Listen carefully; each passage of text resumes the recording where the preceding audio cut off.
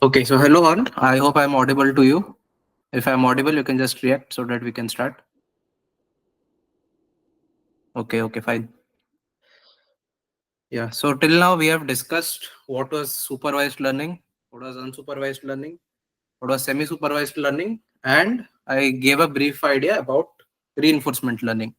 So what are the supervised learning algorithms which we read? First was our logistic regression, then k-nearest neighbors, then decision trees, random forest, support vector machines, and I guess one more naive Bayes. Yeah, six algorithms, and then unsupervised learning. What are the things we learned?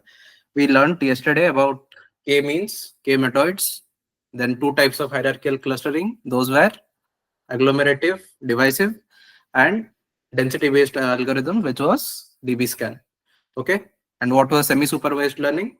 Semi-supervised learning was basically which consisted a part of supervised learning as well as a part of unsupervised learning.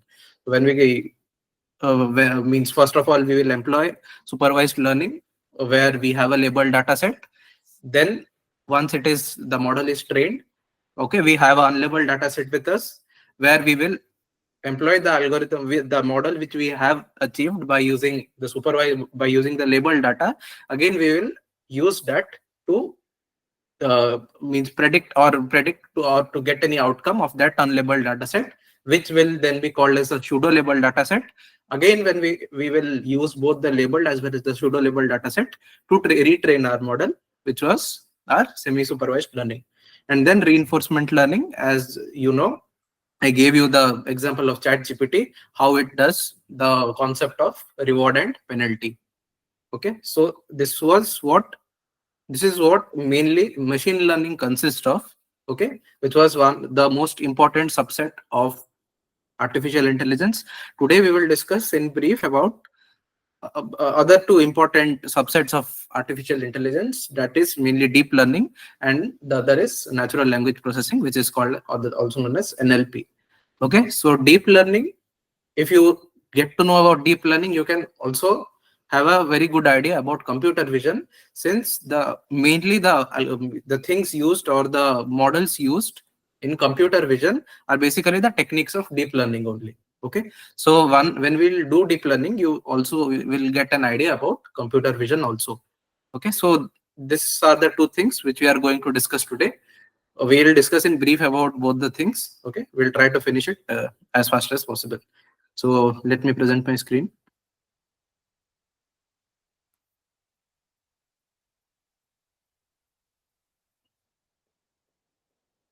Yeah, is my screen visible? Okay. Okay then. Yeah, so let's start. Mm.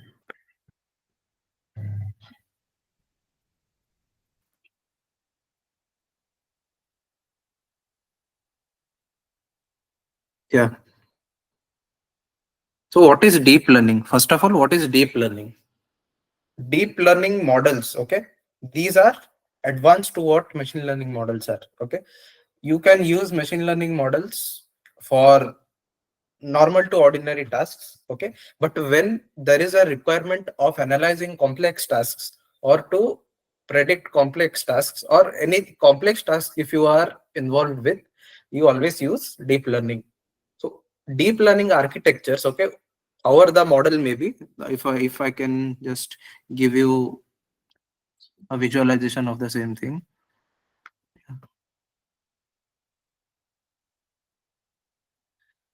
uh, Yeah, if you can see this, okay, this is how a deep learning network looks like. Okay, what is deep learning? First of all, machine learning, you got to know what was machine learning, how are the things inside it. Okay, now we will shift to deep learning.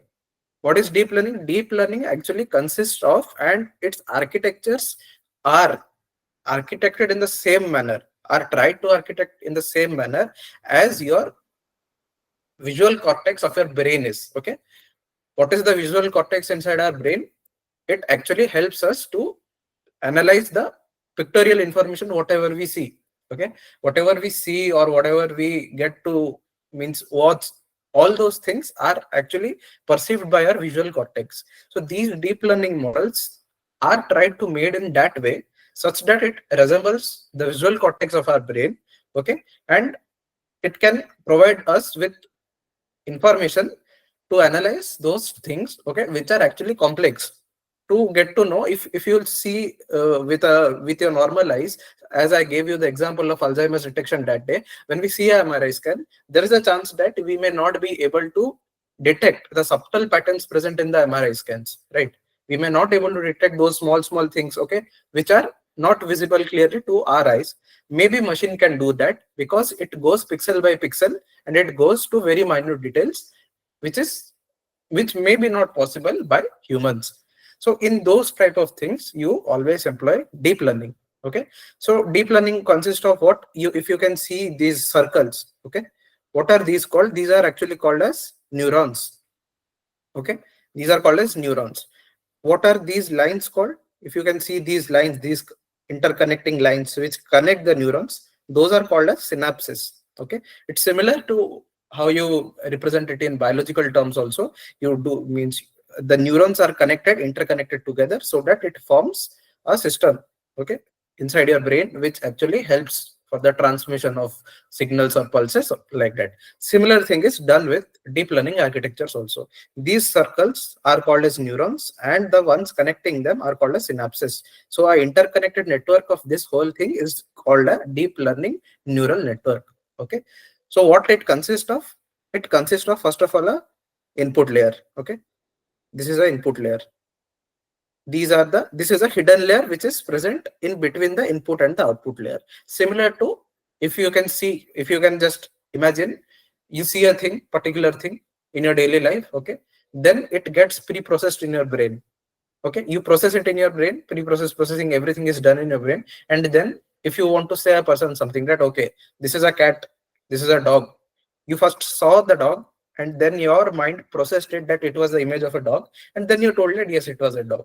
So you first of all you saw a thing which was the input, okay, then the hidden layer, it got processed within your brain, okay, that is a hidden layer, right? You cannot, means we cannot see or we cannot know what is happening inside it. That is a hidden layer. And the output layer, you told that it was a dog. So I hope you are clear with it. Okay. Similarly, deep learning architectures also consist of input layer. These are multiple hidden layers and there is one output layer. What does output layer do? Output layer classifies a particular thing, or whatever tasks you deal with, the output layer gives you that output. Input layer may consist of images. Okay. Yeah, it may consist of images, or if you are means dealing with any text data, okay, so it may consist of any sentences, anything. These in between layers are called as hidden layers. What are the function of these layers? Suppose in our we give an image as an input. Okay, we give an image as an input. So if you can see this image consists of, okay, if you consist of edges, consists of certain textures, okay, and it consists of certain features also. For example, if you can see, this image consists of image of an eye, its image of nose, okay. Here you can see an eyebrow also, okay. Here you can see many features, okay, inside one picture. So what is the main function of hidden layer is, it actually helps you to segregate those things or to recognize those features. Okay, first of all, the very lower layers, okay, this is the input layer, this is the first layer, then okay, this is the lowest layer, this is the, again, this is just one above the lowest layer, this is one above the second lowest layer, and it goes on like that. The collection of these things actually help us to identify edges of an image, okay, or combination of edges, texture of an image, okay, the features of an image. Mainly whatever feature extraction is done, it is done inside these layers. These are called as hidden layers. And once all the features are extracted and you have everything, then there are layers, okay, there are fully connected layers, okay, and then there is an activation function here, okay. I will let you know what are those things as we discuss further, which eventually help us to get an output. So you get an output at last. So this is how deep learning neural network look and what are the things going on inside it. I just gave you a brief idea about those things, okay. So there are different types of neural networks. Okay, since these are actually dealt with complex tasks, and complex tasks may mean you have to maybe classify an image, you may have to analyze sentiment, or you may have to do any social media analysis. Okay, so these things, or you have to maybe build a software, okay, offline software, which actually helps you to translate between multiple languages. Okay, so these are what, these are complex tasks. Okay, machine learning models means normal models or ordinary models won't be able to achieve certain tasks. So that's why deep learning architecture was looked, because the interconnection of such complex networks actually helps to go into deeper details of a particular thing and analyze those things which ordinary models weren't possible. Okay, which by using ordinary models weren't possible. So there are 3 to 4 different types of neural networks mainly. Okay, first of all is CNN. I have been repeating twice, thrice. I had repeated in the last sessions what was CNN. It is actually known as convolutional neural network. This is called as recurrent neural network, RNN. LSTM, which it stands for long short-term memory, and generative adversarial network, which is called as GAN. These are types of neural networks. Okay, so before going into that, let's get clear about this concept. So this is how a fundamental unit inside your deep learning architecture looks like. What are these? Okay, this is a neuron. Okay, this is the input layer. This is the input layer. This is a neuron, and this is a output variable. So every neuron is connected with some with some connections. Okay, these are called as synapses. Okay, these are called as synapses, and every synapse is associated with a certain weight. Okay, weight may mean the weight of this synapse may be 0.8, the weight of this synapse may be 0.6, the weight of this may be 0.5. So like this, there are multiple synapses, and this is the input layer.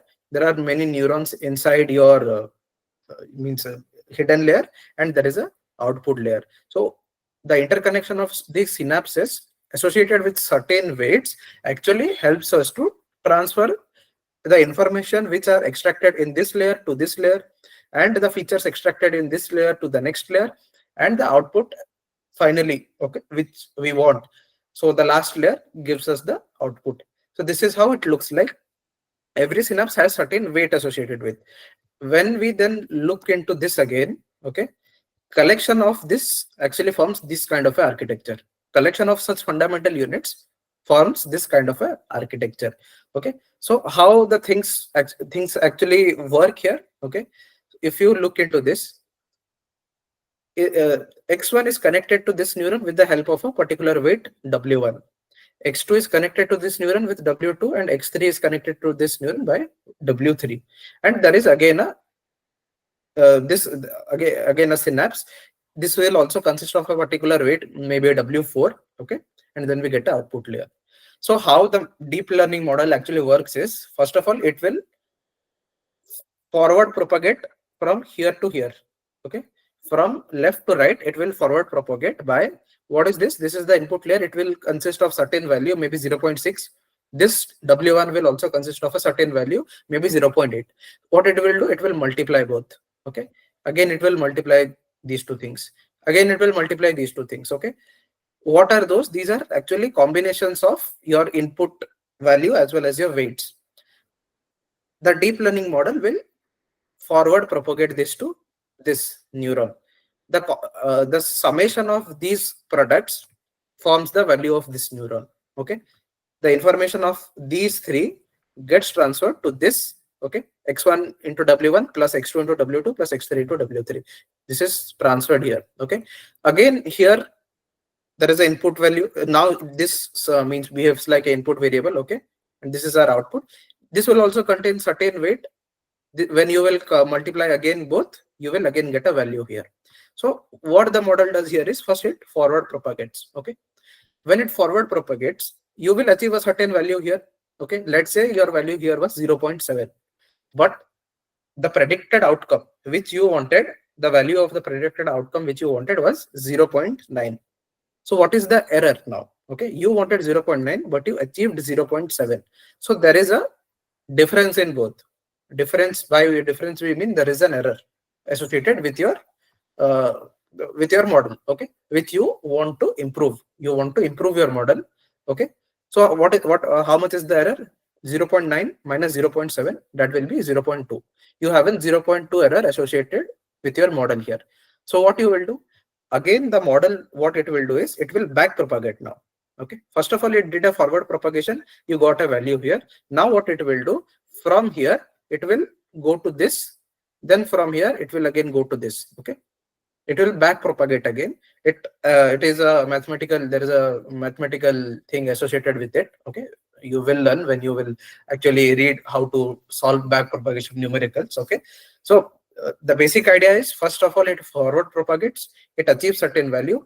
When there is a error associated with the input value as well as the output variable as well as what you intended actually, what it will do again is it will again back propagate to adjust these weights. Okay, whatever means, see, your input variable will always remain same, right? There is a certain input variable which is always associated. The only thing which you can adjust to make your model better is the weights here. Okay, w1, w2, w3, w4. Your main aim is to adjust these weights so that you get the best result possible in your output thing. So once you are forward propagated and you achieved a certain error here, you will again back propagate to adjust these weights. Okay, once you get to that desired value to which you actually wanted to get, for example, you wanted to get 0.9 and you have achieved 0.9 here, you will stop with the process. Okay, until then you will do forward propagation and you will do backward propagation until and unless you get to that value which you actually desired of. So this is how the things work inside a deep learning network. Okay, a collection of these is called as deep learning network, which you can see here. Okay, this is input, these are the combination of hidden layers, this is output. Hidden layers basically extract your features required for next further classifications or any task which you deal with. Okay, so there are 4 kinds of neural networks mainly. First one is our CNN, second one is our RNN, third one is LSTM, fourth one is GANs. Okay, this is known as GANs. So what do CNN deal with? CNN always deals with images. Okay, if you have got any project means where you're dealing with images, mainly CNNs are used, and there are various pre-trained models of CNN already available. By the word pre-trained means those models are already trained on the lower levels of CNNs, the lower architectures, I mean, such as the lower layers of, assume this to be a CNN network, the lower layers of this are already trained with a big massive image data set which is known as ImageNet. Okay, it is already trained and present ready to use. Okay, you just need to train the upper layers of this. Okay, to maybe if you are classifying some bigger things, maybe you are classifying terrain classification you are doing, or you are doing certain things which need greater level of precision or something, the lower layers are already trained to detect the edges, textures, everything. You want to get to certain things, certain features which can only be extracted by higher layers. Okay, for example, you are detecting face of a person. Okay, maybe the edges and color textures, these are already trained and are already present with those CNN pre-trained models. The only thing you need to do is you need to train the upper layers, which will detect certain means minute differences, because our face of our old age people will look older than what it looks for a younger age student or something. Okay, so there will be some differences in the face, right? There will be wrinkles or there may be any minute things which are actually indicative of a person's age. So the higher layers will be trained, the lower layers are already trained and present for CNN, certain CNN pre-trained models. These basically deal with your image processing tasks. CNN deal with image processing tasks. So next two algorithms are RNN and LSTM. These networks deal with serial data. By serial data, you can means get an idea that serial data basically is text or sequential data. What is a sequential data? Means if you are framing a sentence now that this is a boy or this is a girl, so means whatever sentence you are framing, there is a certain sequence, right? After this you write is, before is you write this, before a you write is, so as to form a meaningful sentence. If you write in a random manner or if you write in a haphazard manner, a meaningful sentence may not be formed. So these actually depend on certain kind of sequences. That's why they are known as sequential data or serial data. And mainly these RNN and LSTMs are used for any problems or any complex tasks related with those serial kind of data. And GANs, what are GANs? Whatever deep fake videos or deep fake images which you see across the social media or the things, these all are used. These all those all are made by using these GANs. Okay, GANs basically stand for generative adversarial networks. Okay, so there is a certain concept associated with them. If I can give you a brief idea, I will give you a brief idea about that. Uh, yeah, if you can see here, see, these are fake images. Okay, these are fake images. These are real images. What is the thing done inside those GANs is the deep fake images which you see across the social media, how it actually means the algorithm behind that is, first of all, there is a generator and a discriminator, okay, which is present inside those generative adversarial networks. What is the task of generator is, generator will always try to emulate a fake image, okay, emulate a fake image of that image which you actually provide, okay, of the image which you actually provide. There will be certain real images which you will have, okay. Generator, what it will do is, it will try to emulate fake images as real as possible, okay. What are deepfakes? Deepfakes are basically they try to emulate a fake image as real as possible, right? So the generator will try to emulate a fake image to as real as possible. What the discriminator will do is, when the generator will generate a fake image, it will transfer it to discriminator. Discriminator will get fed with this fake images or as well as the real images which you have in your data set, okay. What the discriminator will do is, discriminator will judge, okay, which images are fake and real, and to what extent those fake images seem to be real, okay. Their main task is to judge how those means to what extent those fake images tend to be real. So it will do that task, okay. It will let the generator know, means to what extent it is actually making those fake images real, okay. So this will be a iterative process. Then the generator will always try to generate the fake images, and the discriminator will always judge it based on how real it looks or how real it seems. It will give information to it again, and it will again go on doing the generating the fake images until and unless the desired thing is achieved, okay. So this is how GANs actually work, okay. There are many deep things inside this. I just wanted to give you a brief idea. Rest for CNNs we will be discussing it a bit elaboratively, since that is more important. These are advanced concepts, so I just wanted you all to have a brief idea about these things. Now we will go on to CNNs. So before going into that, if you have any doubts related to this, you can just turn on your mic and ask, or if no doubts, you can react. So that I proceed.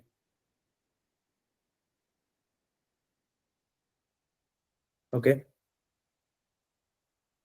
Anyone having any doubts? Any small doubts also you can ask. No? So okay. So let me proceed. Yeah. So let's get into this. GANs, I give you an idea. I gave you an idea of means how these things work. Let's go to CNN. Okay. Let's go to CNN. CNN basically stands for convolutional neural network, as I have been saying it throughout. Okay. What it does is, it takes an image and differentiate one from another, means basically classification of images, in simpler words, if you want to say. How it is analogous to the connective patterns of neurons in the human brain. As I said you, these deep learning architectures are made to resemble the human visual cortex as means as closer as possible, okay. This is a trial by the human community to achieve something like brain, like how our brain processes in our computers by doing certain amendments to the networks, so that it resembles it not resembles, to be very exact, it tries to replicate how our brain actually processes things. Deep learning architectures are inspired by those things. What they do, they capture the various dependencies, the spatial and temporal. Spatial means the space things, okay. What does spatial mean? Spatial means the space, whatever space is there inside your image, they try to go into it pixel by pixel and achieve certain features, so achieve certain dependencies, okay. So what are the different layers of a CNN? We'll see first. Yeah. These are the different layers of CNN. This is the input layer. Okay. There are 5 layers in total. First one is the input layer. Second one is the convolutional layer. Then a pooling layer, fully connected layer, and then the output layer. So we'll go one by one. First of all, let's get into this input layer. So what it does, input layer basically consists of images. Okay, there maybe you have got a data set for your project. It consists of certain number of images. You gave that data set, you divided certain 70-30 split or whatever you did. You divided certain for training, you divided certain for testing. You gave certain input for training. Okay, you gave certain images as input for training. So first layer is the input layer, which consists of images. What it will do next is it will go into then the convolutional layer. These layers are hidden layers. Okay, this is the input layer, this is the output layer, and whatever layers are in between these are hidden layers inside the deep learning neural networks. Okay, the main tasks associated with these 3 layers are only feature extraction. By feature extraction, what do we mean? If there is an image of a face, the eyes, okay, the eyebrows, nose, and whatever your forehead, those are certain features which are extracted.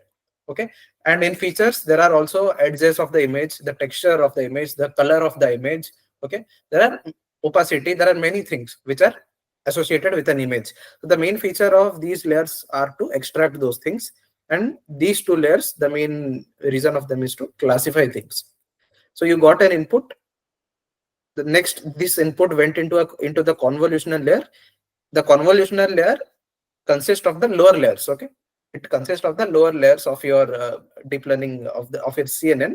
Okay, where the edges are detected, the texture of the image is detected, the color of the image is detected, and such basic things are actually extracted from here.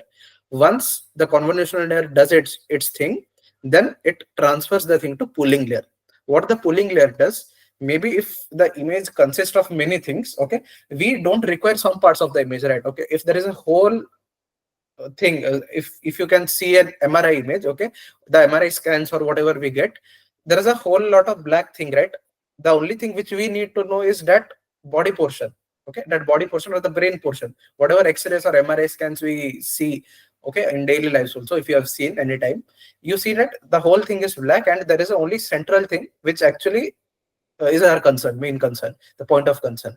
Okay, so what the pooling layer does is it preserves those essential information inside an image. Okay, and tries to preserve as much essential information as possible and ignore rest other things. Okay, so it actually, after you do the convolutional process, okay, you get a feature map. A feature map will consist of all the features, okay, all the features which the convolutional layer has extracted. And then what the pooling layer will do is the pooling layer will extract the most important or relevant features without deleting any important or required details inside the image. The main function of pooling layer is this, so that our process is also optimized and we are not falling short of any important thing also. So this is what the pooling layer does. Then once the pooling layer does its work, it transfers the thing to fully connected layers. Okay, what the fully connected layer do? They, when you will get a set of values from here, you will get a set of values from the polling layer, which the fully connected layer will flatten it. Okay, it will store it in an array. It will store it in an array. It will store all the things in an array, and then there will be an activation function. So what is the purpose of an activation function? It actually activates those set of neurons which are actually required. Okay, there are a complex set of neurons, synapses inside a deep learning architecture, right? we don't need to we don't need to have all the neurons associated for a particular thing. Okay, so if the same thing gets into all the neurons, what it does is it increases our time complexity, and we don't get any such benefits from that also. Okay, there is a certain path to which, if the information gets proceed in a certain way, we can achieve our result. We don't need to get into each and every synapses and each and every neuron for a particular thing. So what it does is it activates those set of neurons which is best suited for transferring the information. It is present here, and there are many kind of activation layers. Okay, if you are dealing with binary classification, okay, if you are just dealing with an image to be classified either as a dog or cat, which is a binary classification, there is a activation function called as sigmoid. If you remember, we studied this during logistic regression. What was the main task of sigmoid? It helped us to get a value between 0 and 1. The values which were below 0.5, we classified it to be one category. Above 0.5, we classified it to be another category. So when you are dealing with binary classification tasks, you always use a sigmoid activation function. And when you are dealing with multi-class classification, you always use softmax activation function. Okay, softmax actually helps you to achieve multi-class classification. If you want to classify an image as to be a cat, dog, a bird, or any other animal, which is a multi-class thing, not a binary thing, you always use a softmax activation function. So once everything is done, the things are classified in the output layer. So this is how the working of a CNN is. It takes an input, extracts features, preserves essential features, flattens it out in an array, sends it to the activation function, and then your output is classified. This is how it works. Do you have any doubts in this?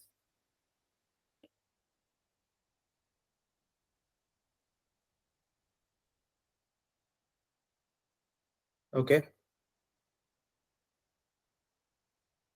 Okay, only 6 of them said. There are rest 6 also. Do you have any doubts? You can ask me now only if you have any doubts. Okay, fine, fine then, fine. Okay, so since you understood the working, now what we'll do is we will get into how actually the mathematical things works inside these networks. Okay, so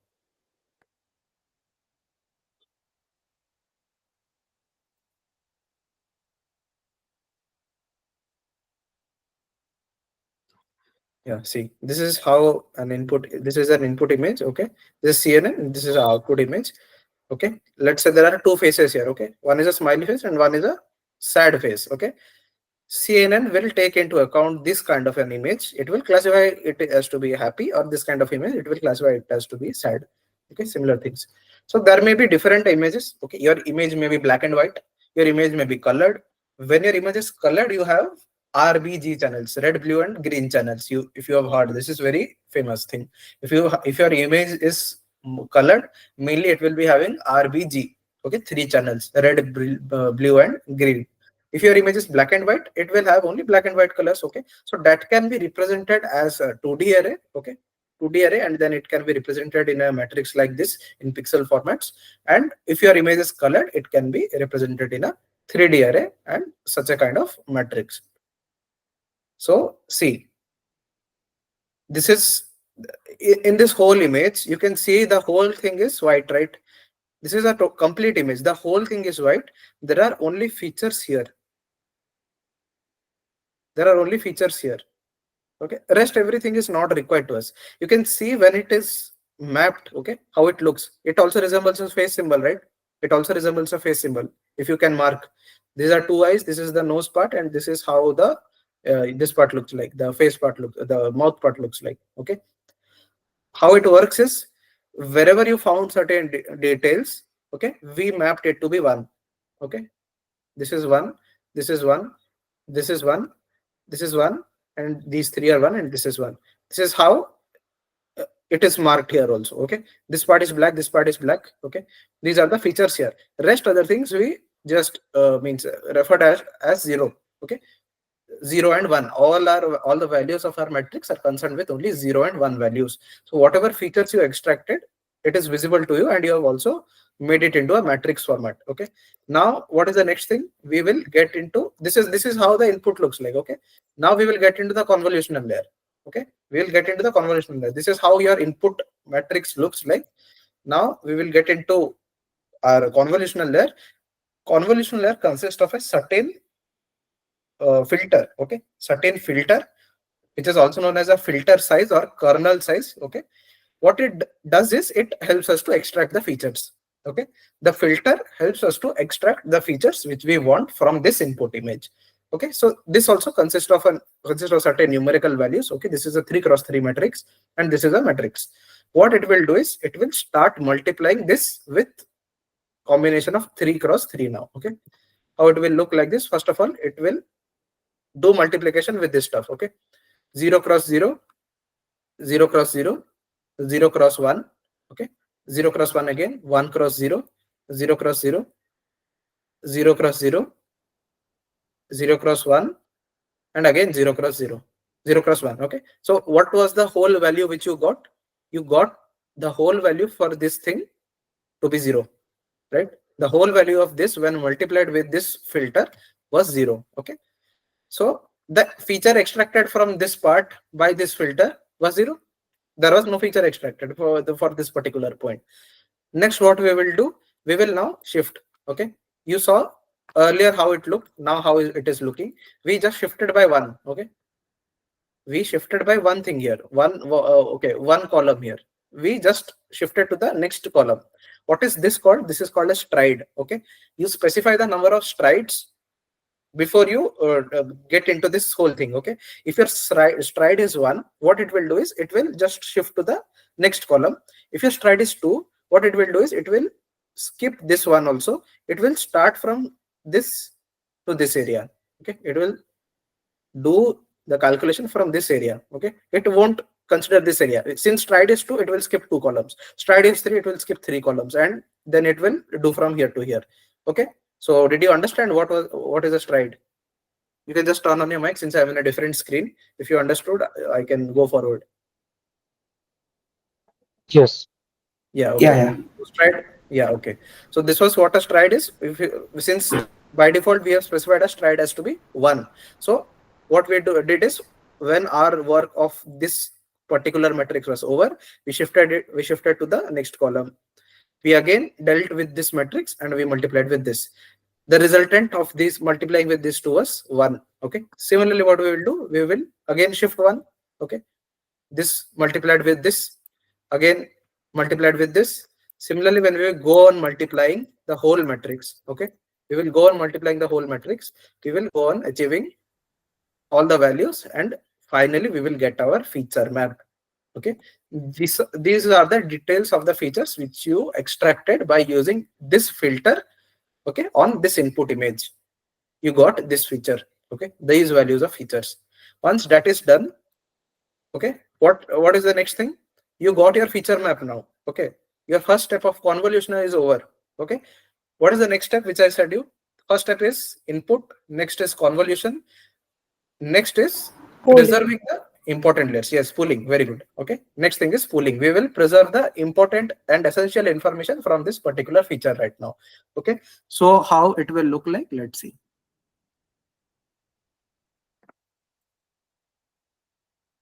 Yeah, so let's see.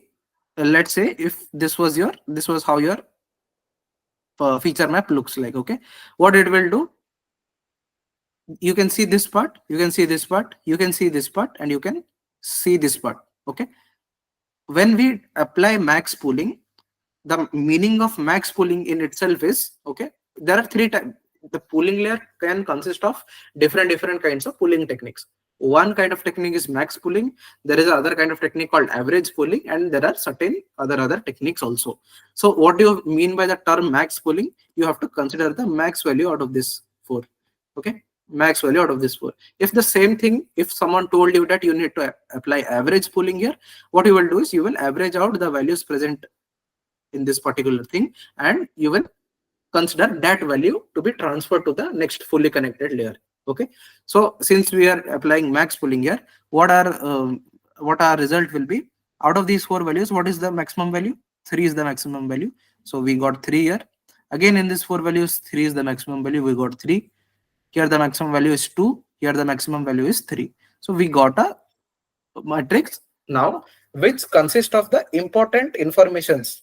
Okay, important information. Since the weightage of this was the maximum, that means this part of the image consists of more relevant features or more important features which our image should preserve, on which our classification should work, so that we will be able to get to the correct results. Okay, so the purpose of this pooling layer was this only.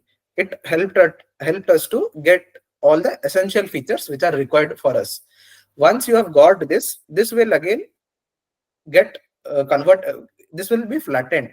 By flattened, what it means, you will convert this 2D array to a 1D array, which will consist of values in an array, such as 3 to 3, 3. This array, okay, the values in this array will be then transferred to a activation function. By activation function, what do we mean? We mean either we need to do a, if we need to do a binary classification task, we will use a sigmoid. If you want to do multi-class classification, what we will use? We will use softmax. Okay. If you all remember the value of sigmoid, what it was, 1 by 1 plus e to the power minus x. So these x values which are flattened in an array, when you will give those values, it will help you to at last classify, okay, if this belongs to this category or this category. Okay, so did you all understand this part, how it works? So basically, it'll store the highest value from the matrix, right? While Yes, yes. pooling, Yeah, in the pooling layer, it will and store the maximum values. discard the Yeah. rest. Yeah, it will discard the rest. Yeah, it will only consider the maximum values, since our main task is to preserve the essential features. There may be n number of features inside an image. Okay, as you saw that this part also, if we go on to this, okay, here there were multiple white spots, right? We don't need to consider these things, right? What will we do by considering these things which doesn't mean anything in our classification task? Whatever we want to do is we need to recognize this phase and we want to classify it either to be as happy or sad. Okay, so what it will do is it will preserve only these. When you will apply max pooling, you will directly get only these values as to be the most relevant things or the most relevant features. It will preserve those values, it will consider the maximum values, and it will discard the rest other things, so that only important information is with us and we don't get into any unnecessary complexities which will increase our time complexity as well as decrease our optimization process and do us any inconvenience.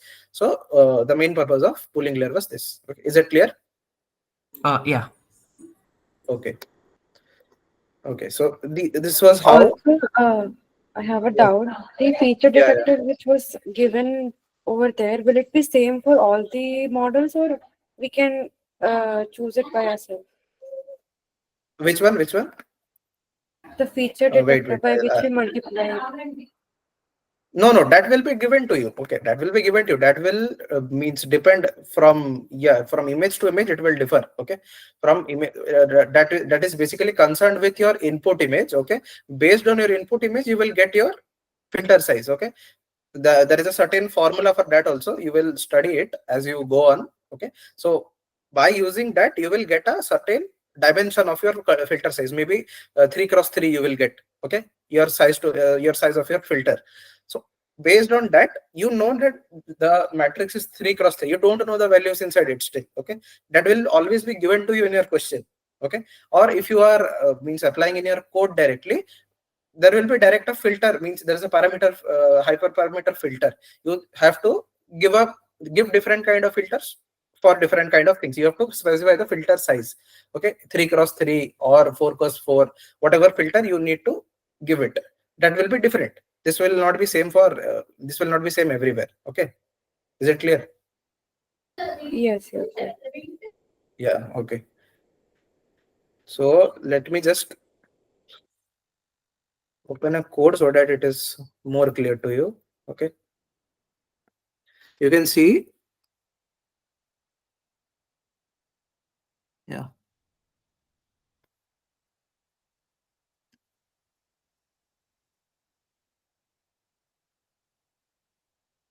Mm. See this one. Okay, what we did, first of all, we gave an input image. Okay, the shape of our image is 150 comma 150 comma 3. Okay, which basically consists of 150, and 150 means the height and width, and 3 means the, yeah, channels, number of channels which are present in your image. Maybe it is a color image, that's why RGB, right? 3 channels, so we specified that. What is the next thing we did? We initialized the convolutional 2D. Okay, layers.conv 2D, it is already present. So what you did, you specified your activation function, that is relu here. Okay, what you did, you specified the filter size, which I was talking about now. Okay, so these are the things which you specified already. Everything is present here. See, max pooling. Okay, conv 2D. Okay, then you flattened.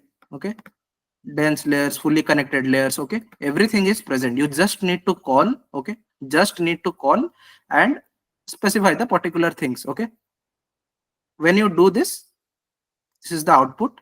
Okay, you can see here sigmoid activation function is applied. Okay, maybe this is just dealing with a binary classification task. Okay, once this everything is done, you get the values here, whatever you wanted. Okay, you see these things. Okay, these things I was talking about it yesterday. These are the parameters which the model learns when it is in the training process. These are called as parameters, and whatever we fixed here, okay, whatever was fixed in the code, okay, before learning, those are called as hyperparameters. This was the thing which I was telling you yesterday.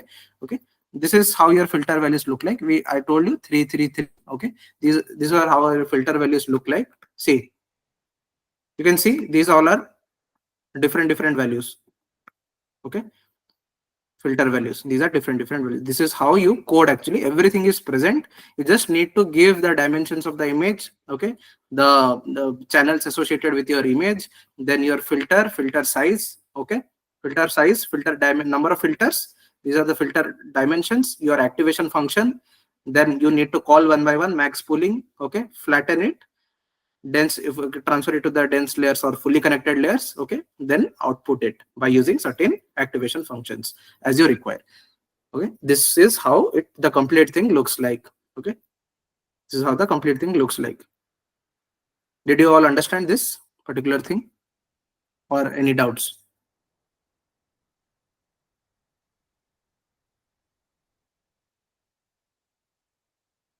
Yeah, everyone clear, or any doubts? Anyone? Okay, fine. Yeah, so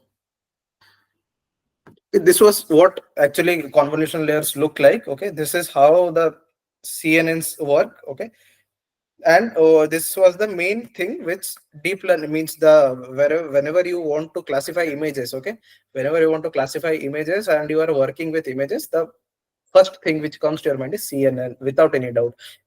This is mostly this is used widely, and there are various pre-trained models also available of CNN. Okay, those are called ResNet, GoogleNet, AlexNet. Okay, these are various pre-trained models. They are trained on this CNN only. They are trained on a vast data set, so with more number of your means more number of layers. Okay, more depth. Okay, the means basically the inside thing. Okay, the architectures of all the pre-trained models are different.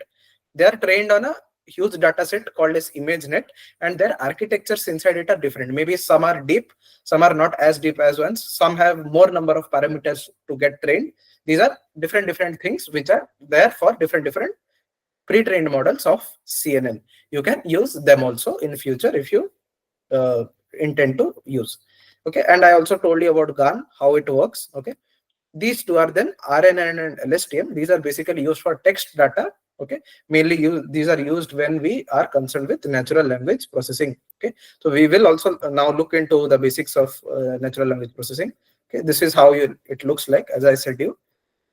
Yeah, so this is how a machine learning model looks. It's an input, feature extraction, classification, and output.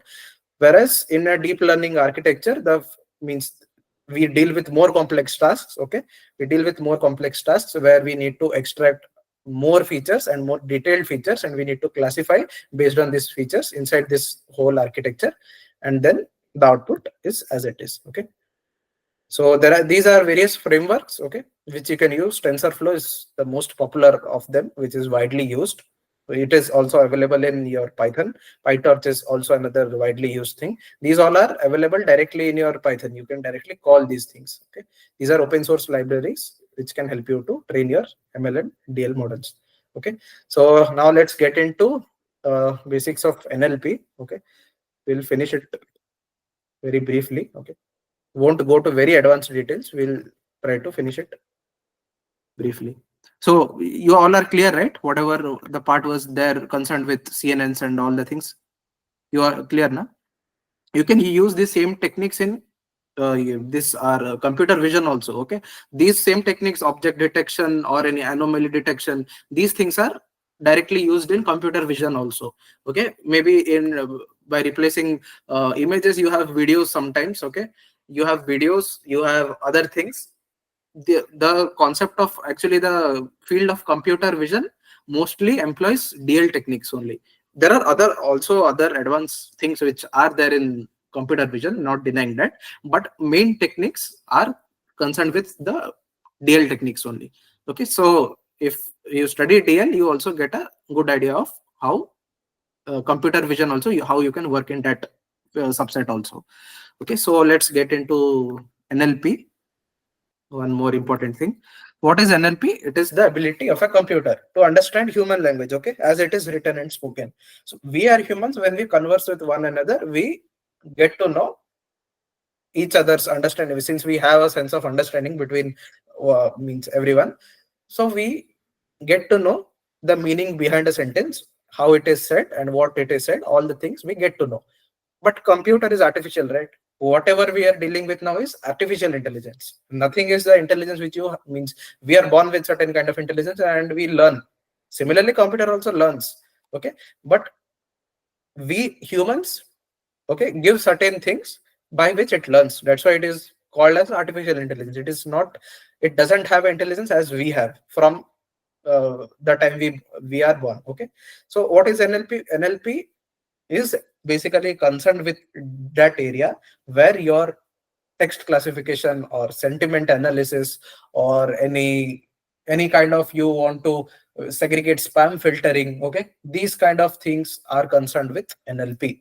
Okay, so it basically, we study a set of grammar rules, right? When we study English as a subject, we study certain grammar rules based on which we form sentences.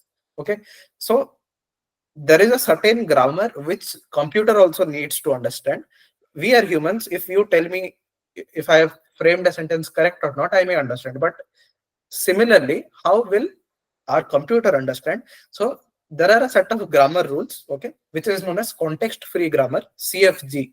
In short term, it is known as CFG, which the computer needs to understand so that it processes our sentences or statements and it gives us desired results. Okay, so mainly this NLP, what it does is it takes text or video or audio as input. Okay, there is a model here and it either may deal with sentiment analysis, topic classification, or any entity extraction, raw language processing. These are various applications which are concerned with NLP. Okay, it can be in a form of speech, it can be in written text. When you use Google Translate, okay, what you do in Google Translate, you speak something, it directly, what it does is it means from your speech, it converts your speech to text. Okay, it then searches the query in their search engine and then it gives you outputs in the form of web pages, right? So that is how the NLP models, okay, or whatever concerned with NLP work. So these are famous tools. You all have used OpenAI, no doubt. Okay, some of them may also use Monkey Learn. It is also a platform where text analysis or any things related with these NLP is concerned. Okay, you can try out if you haven't. So these are just basic things which I wanted to tell you. So let's get into the components of NLP, how it works. Okay, let's take the example of Google Translate itself. Okay, you are the speaker. You spoke something in the mic. What it did next? It recognized your speech. Once it recognized your speech, it recognized the text. Okay, and it wants to organize the text in a manner where it will give it to the search engine, and then the search engine will give you certain results. Okay, let's say you spoke in the mic that what is the weather today, you told this. It then went into its model. Okay, the model did is it organized your text in the manner, okay, in the basic English framework. What is the weather today? It organized your text in this particular manner. What it then checked, it realized itself that was the sentence forming correct or not, or was there any minor means problem in the text or textual organization. Once both the things were done, what it went to your content directly. You asked what is the weather today or what is the temperature today. So what is the content here? Main content here is temperature or weather, right? It wants to give you results based on that temperature or weather. Okay, so what it will then do, it will refer to its linguistic resource. Linguistic resource is basically a database which consists of similar kind of words. For example, your word is temperature. Temperature may be associated with humidity, it may be associated with weather, it may be associated with sunny, hot, cold, any these are certain kind of words associated with this particular word. This is called as linguistic resource. Once it analyzes all the things, it gives you the output. That means tomorrow 29 degrees centigrades, okay, 5 to 6 p.m. it will rain, thunderstorms are there, lightning is there. It then gives you the results which you intend. That is basically the application part, what you get. Okay, did you understand? Did you all understand what I tried to say, or is there any sort of confusion? Okay, everyone is clear, right? No doubts. Okay, so let's proceed. Next, what is there? Broadly, if you classify NLP, those are broadly classified into two things. One is natural language understanding and one is natural language generation. What is the difference in it? Understanding, by the word understanding, what you mean? You understand a particular thing, right? You understand a particular thing and you then decide that, okay, if it is wrong or right, or what was the emotion behind it, what is the meaning behind it, you try to understand a thing. What is generation? Generation means you're trying to create one thing. Okay, basic English terminologies. Understanding means you want to understand a thing. Generation means you want to create a new thing or you want to do something like that. How these two things are there is, okay, there are many things associated here, such as morphology, phonology. These are grammatical terms, English grammar terms. Okay, what is morphology? Morphology means how a sentence is formed, the basic fundamentals. If your word is unbelievable, right? Un is one thing, believe is one thing, able is one thing. Able is your capacity, okay, of how capable you are. Second thing, believe is your the adjective means how, means your quality. Okay, unbelievable means, the word un means it basically gives you some sort of negative thing. Okay, unbelievable, you may use it in different context. Okay, that was an unbelievable performance from him. Okay, what he did was unbelievable. It may be used in different contexts, but the how the word is formed is, there is a word un, believe and able. There are three different words. So morphology is basically deals with that kind of grammar. Okay, we are just I'm just trying to say you the grammatical part. It means there is nothing associated here with any NLP or something.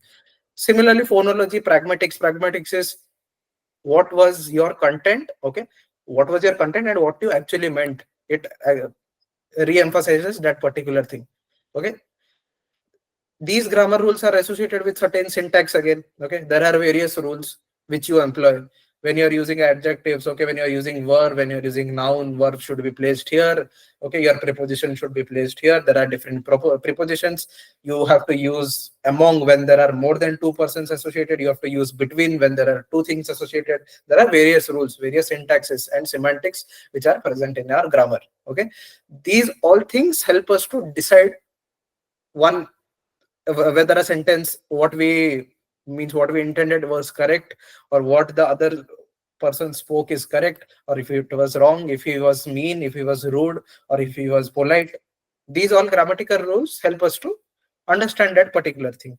So natural language understanding basically deals with either text classification, okay, or you want to analyze someone's emotions. Okay, emotion classification, if he's happy, sad, or something like that, or mood classification. These are the things which is based on understanding or classification. What do we mean by natural language generation? It the software tools which you have, right? You speak in English, you get your means your regional language generated. Means you speak in English, you get your Telugu language, Telugu words. Okay, as a result, when you employ that language translation software. These are basically under natural language generation. So this is the difference between two things. NLP is broadly classified into these two things. One is understanding and one is generation. Understanding is where you classify a particular thing or do something like that, or and generation is something where you generate a particular thing. A new thing is generated. Okay, so what is next thing? This is yeah, it involves the most, means the natural language generation focuses on three main scenarios. Okay, what it focuses? First of all, it focuses on text, natural language. Okay, so let me go to here. Text planning, then sentence planning, and then text realization. Okay, how it does? First of all, you speak in English, right? Okay, it when you speak in English, it includes retrieving the relevant content from its knowledge base. It is already trained with certain data, right? So when you speak those English words, it refers to its database and it searches the most relevant things which it should include. Okay, there are 5 separate words. Okay, there are 5 separate words now. Once you spoke in English, it is now giving you something in Hindi. Okay, you spoke I am good, so मैं ठीक हूँ. It was translated to Hindi in this. So what 3 words were there in Hindi? मैं ठीक हूँ. But it doesn't know how to form a sentence now. It has just got to know the texts which it required. मैं ठीक हूँ. It may have got may and taken 3 different sequences. Okay. Next thing what is done is sentence planning. You combine these 3 words to form a sentence now. Okay. Combine these 3 words to form a sentence now in a chronological order. मैं ठीक हूँ. You have now formed this sentence, and then you realize that if your text planning and sentence planning was correct or not. That is what is called as text realization. When you means the sentence plan is actually mapped to sentence structure. Your structure is correct, your texts are correct, and your overall sentence is correct. These are the 3 things associated with natural language generation. Natural language understanding means, okay, you map the given input in natural language to into useful representations, and you then analyze different aspects. Okay, which I said you. That's why I skipped this particular slide. Okay, it is just mapped based on certain natural language, and then it is analyzed in a different ways. For example, you want to analyze sentiment analysis, you go in that way. You want to classify if a text was actually, if the grammar of this text was correct or not, that deals with text classification. There are different applications of this one. Okay, did you all understand this?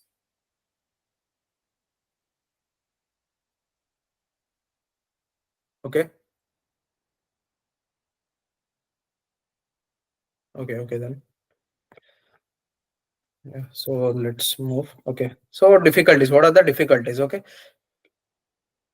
see, first of all is lexical ambiguity. Okay, when you are treating the word, okay, board, okay, it is a noun or a verb, we don't know. Okay, board means broad, board. These sentences can be used in different contexts, right?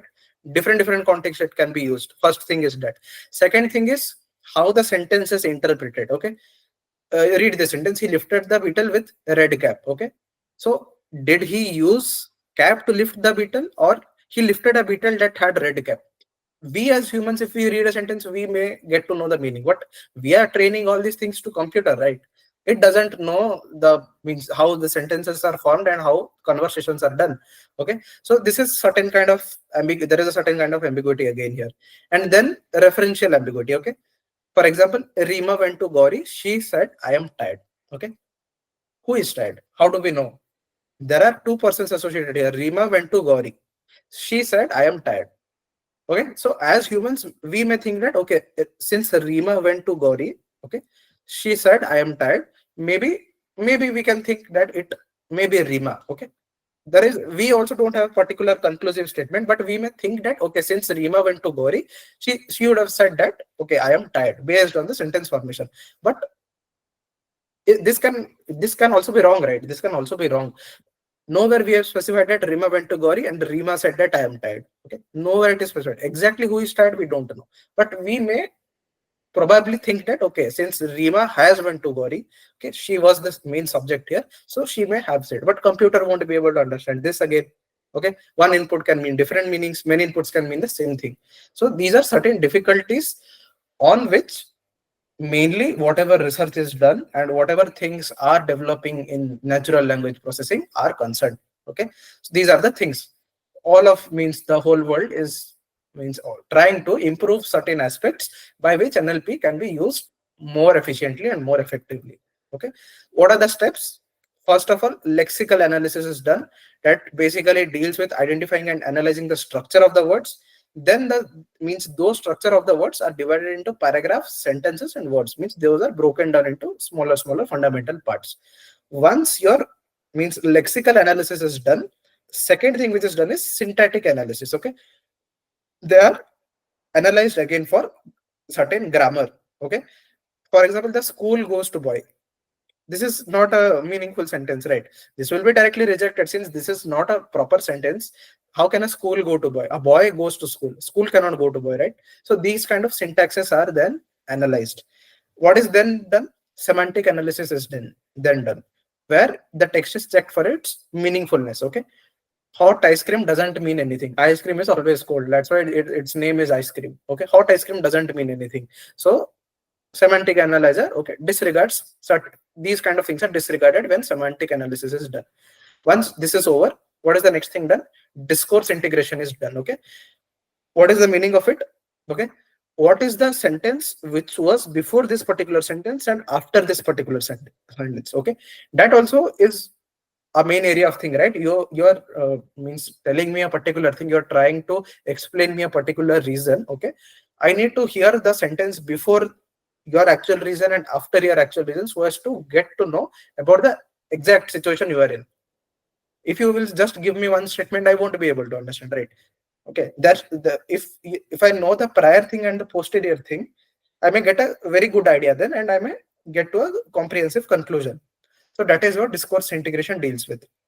And then the pragmatic analysis basically deals what is said, okay, and what it actually meant, what result you got and what it actually meant. Okay, the means how whatever output you got and what the output should have been actually. So this is done in pragmatic analysis. So these are the steps which are involved in NLP. First, you identify and analyze the words, then the grammar, then its meaningfulness, and then the sentences which were before and after that, so as to get to know exact idea and more interpretability of a particular situation. And then the pragmatic analysis is done, where you actually get to know what your output was and what it should have meant. Okay, what was the difference in both the things? Is it clear to you all, these steps? You can just turn on your mic and speak, since I'm in a different screen. We are almost over. This is the only thing left. Yeah, it's clear. Yeah, no. Okay, no one is having any doubt. I should proceed. Okay. Yes. Fine then. Okay. So as I said, we learn some English grammar rules. Computer learns context-free grammar. It is what the rules of computer is. Okay, it follows the principle of context-free grammar. Okay, what it does is it classifies a sentence into a noun phrase and a verb phrase. Okay, one sentence, okay, S basically means sentence. A sentence is basically broken down into a noun phrase and a verb phrase. A noun phrase is broken down into a determiner, okay, and an adjective associated with it. A verb phrase is associated with a verb and also a noun phrase. Okay, we will get into an example so that it will be clear to you. For now, you just understand this. Okay, what does a sentence consist of? Our sentence always consists of one noun and one verb. Okay, the boy is jumping. Boy is the noun here, jumping is the verb here. Okay, we have a sentence. Now what our noun phrase looks like? Noun phrase means the boy. It is a noun. Boy is the noun, right? And the word which is following the word boy is the. Okay, the boy means our noun phrase. Is jumping is our verb phrase. Okay, so what the noun phrase consists of? It consists of a determiner and a adjective. Determiner are basically those words, means articles, a, an, okay, my, yours, he, him, his, those, the, a, articles. All these things are called determiners. Okay, which either follows a noun or it follows a particular verb. Okay, is followed by a noun or is followed by a verb. These are basically called as determiners. Okay, adjectives are basically perching. Nouns may be name, place, animal thing. You would have surely played this sometime or the other. Okay, name, place, animal thing. There is a game which we all have played in childhood. Okay, these are basically nouns. And verb is any action which you do. Okay, pecking, jumping. These are verbs. So let's take this sentence as an example. Okay, the bird pecks the grains. What is the noun in this? Okay, can anyone say what is the noun in this? You can speak up. This is basic grammar only. Sorry, I couldn't hear.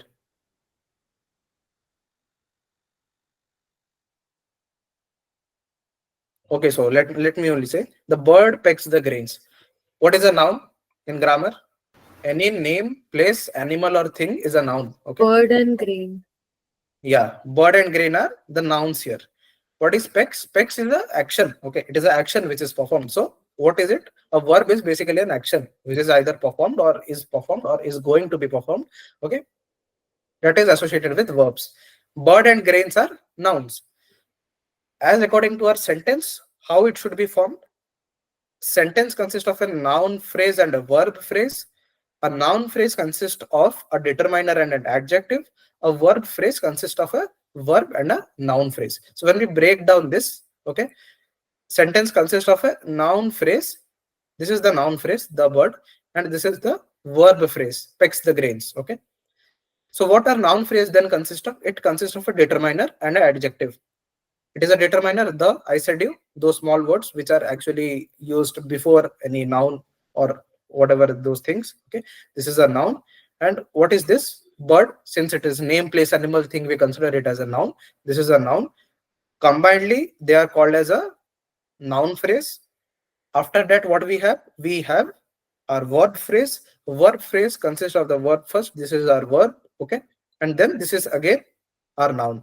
Okay, this is our verb, as you can see here, and the noun phrase is this. The grains is the noun phrase. So now what we have done, we have broken down into these three according to the rules or the grammar which the computer understands. Okay, then what is done? This is again basically divided into a tree. Okay, this is a sentence part. This is the noun part, verb part. Noun part is again classified into determiner and noun. Verb phrase is now classified again into a verb and noun phrase. Noun phrase is again, since you know, noun phrase is determined by basically a determiner and then a noun. So it is broken down into this, and this tree is formed. This is then given to the model or whatever the NLP model which you have built to go on for the further processes. Okay, is this clear to you, or should I repeat it once more?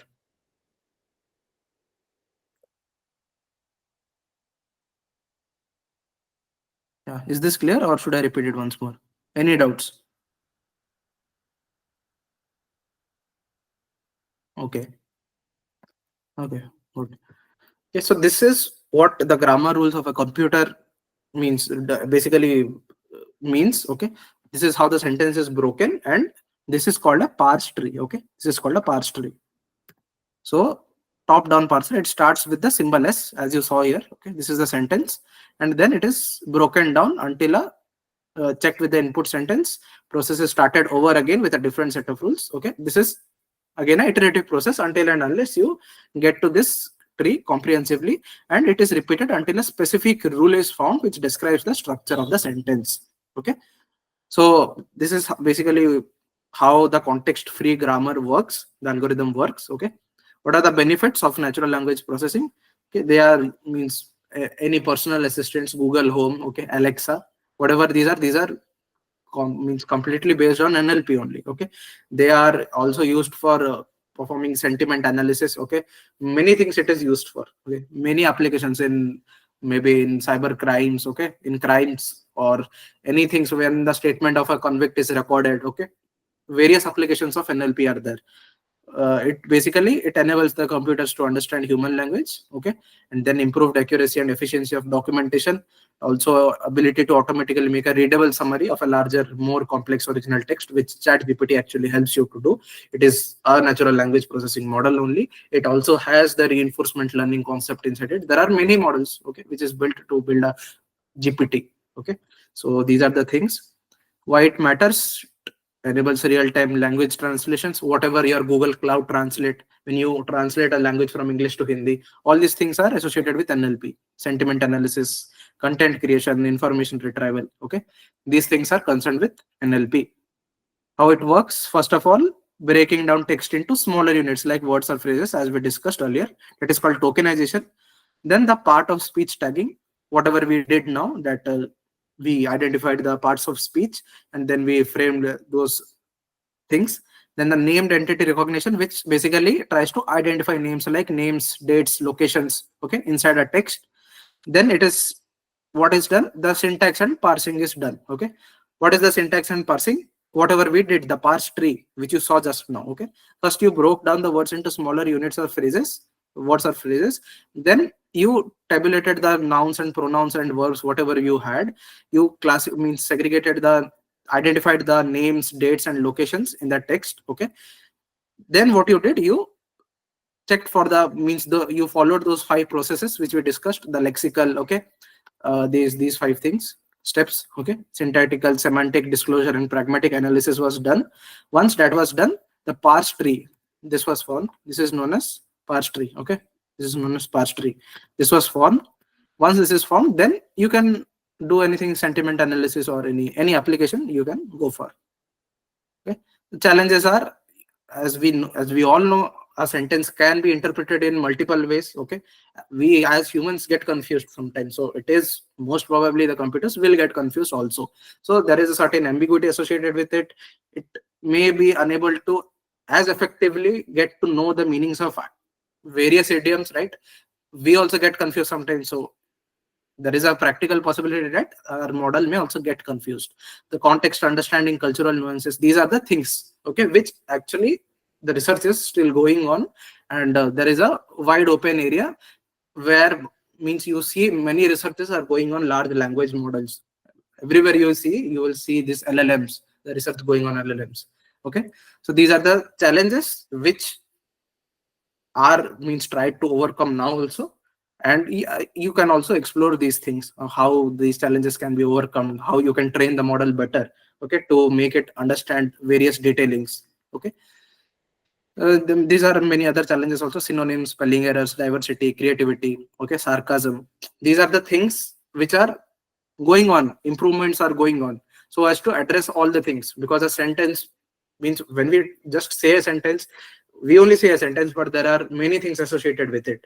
Because we are humans, we know that the meaning behind it, the tone behind it, the emotion behind it, the words we use, the language in which we converse, we all know this because we have learned many things in our 20 years, 21 years, whatever our age is. Computer cannot, doesn't have that same privilege, right? So there are many challenges which are eventually researchers are trying to overcome, and it has got advanced to such an extent that ChatGPT can process whatever we give now. Okay, the Google is so strong that it gives us top search results, top query results, which fulfill our needs. So there is a lot improvement already done, and more things are also done here. Okay, this is the same thing which we were discussing. The text pre-processing is done. Okay, the lowercasing, you lowercase all the things, you remove the noise, all the spelling errors you address. Okay, then text representation is done. Okay, then the features are extracted, text understanding is done, feed it into a model, and then at last, whatever the post processing or whatever you want to achieve the results by comparing it with the original data, you again post process, and if it is needed, you again go through the same process. This is an iterative process. This is the NLP pipeline of how it is, how it actually looks like. Okay, the text representation basically means there may be certain words, right, in your whole document which are more frequent. If we write a big composition, most probably the articles a and the, these will be more frequent, but these are not as important when we actually look into the context of a particular sentence, or if we try to understand a particular thing. So what TF-IDF does is, it basically means term frequency and inverse document frequency. Okay, what it basically does is, it in term frequency, it calculates the frequencies of the terms or one sentence. If there is a sentence, a boy is going to school, it calculates the frequency of a boy going school inside the whole document. Okay, what IDF does is, IDF is inverse. Okay, inverse. So what it does is, it reduces the weightage of the terms like a and the, these it reduces, and the ones which is actually required to understand the context, it gives more weightage, okay, or more superiority to those things. And those are then analyzed, or the features are extracted, text understanding is done, fed into a machine learning model, and then results, post processing, everything is done. If required, again it the machine learning is fed and the process can be repeated. This is how a pipeline looks like. Real life application, as I've been saying, okay, social media, chatbots, search engine, email clients, contextual advertisements, these all are done here. And these are the means developments. Okay, till now we have achieved various pre-trained models which are directly used. Okay, so yeah, this is what NLP was. Okay, basically this is what NLP was and how the things actually work in the NLP field. So I hope you got clarity regarding these things. If you have any doubts, you can just ask me now. Okay, you can ask any doubts. Any doubts? Small doubts. Any small doubts also you can ask. This is our last session, as you all know already. So this recording will also be available to you. Okay, if you have any doubts while seeing the recording again also, you can ask me. Okay, so yeah, if you don't have any other doubts, yeah, you can leave. Okay, and fill the feedback form. Okay, so yeah, you can leave. And thank you all for your time. Wishing you all a very happy new year. Thank you. Happy New Year. Yeah. Thanks, same to you. Thanks and happy new year. Yeah, thank you, same to you. Bhaiya, please send these PPTs also. Yeah, sure. I'll send now. I'll send. Bhaiya, happy new Yeah, year. same to you.